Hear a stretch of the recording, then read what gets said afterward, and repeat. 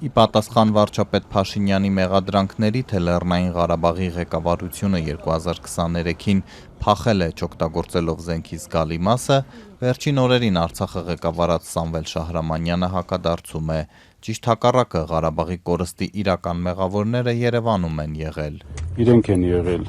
քաղաքական եւ դիվանագիտական առաջնագծում եւ հենց իրենց գործողությունների շնորհիվ է, որ այսօր արցախցիները հայտնվել են նման իրավիճակում եւ հայ ժողովուրդը կորցրել է Արցախը եւ օկուպացված է այսօր Հայաստանի Հանրապետության զգալի տարածքներ եւ այսօր Ադրբեջանը ներկայացնում է պահանջներ, որը Հայաստանի իշխանությունները ստիպված կատարում են։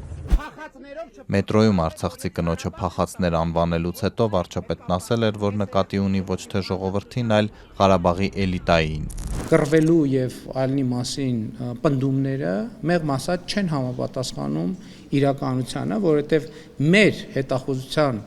եւ ոչ միայն հետախուզության ունեցած տվյալներով արկա զենք զինամթերքի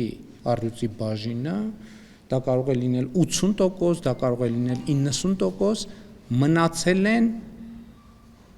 ձեռք չտված։ Մինչև Լեռնային Ղարաբաղի վրա հարձակումը Ադրբեջանն ամիսներ շարունակ շրջափակման էր մատնել արցախցիներին, զրկելով սննդից, վառելիքից, էլեկտրաէներգիայից։ Վարչապետն այժմ խոստանում է հրապարակել փաստական տվյալներ, թե ինչու մի քանի օրում 100,000 մարդ ստիպված եղավ հեռանալ հայրենիքից։ Ես համոզված եմ, այս խմորը ջուր կտանի, կթողենք, որ լավ տանի, որ Լեռնային Ղարաբաղի բանակցային գործընթացի փաստաթղթերի նման ճիշտ պահի ես կորոշեմ, երբ որոշում կայացնեմ, այդ ամեն ինչը հրապարակեմ։ Սուտ է, չի եղել տենց բան։ Չի եղել տենց բան։ Փախել են, ճողոպրել են։ Այսինքն ինչ հնարավորության մասին պետք է լինի 2023 թվականին մնայիք միջև վերջ պայքարիկ։ Եթե պետք է պայքարիկ, դա պետք է լիներ 2020 թվականին։ Եվ 20 թվականի նոյեմբերին այդ 9-ին ստորագրված փաստաթղթի հիման վրա է, որ ռուսական խաղապահ հայտնվել են Արցախում։ Շահրամանյանի այս մեղադրանքը, թե ամեն ինչի հիմքը դրվել է նոյեմբերի 9-ին Փաշինյանի ստորագրությամբ, վարչապետն այսօրվա ճեպազրույցում անպատասխան չթողեց։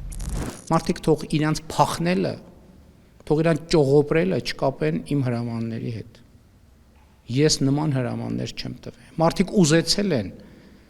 այդպիսի հրամաններ ստանան, ես այդպիսի հրամաններ երբեք չեմ տվել։ Այդ ով որ տենց բան ասում է, ինքը ճողոպրողների բանակիցը։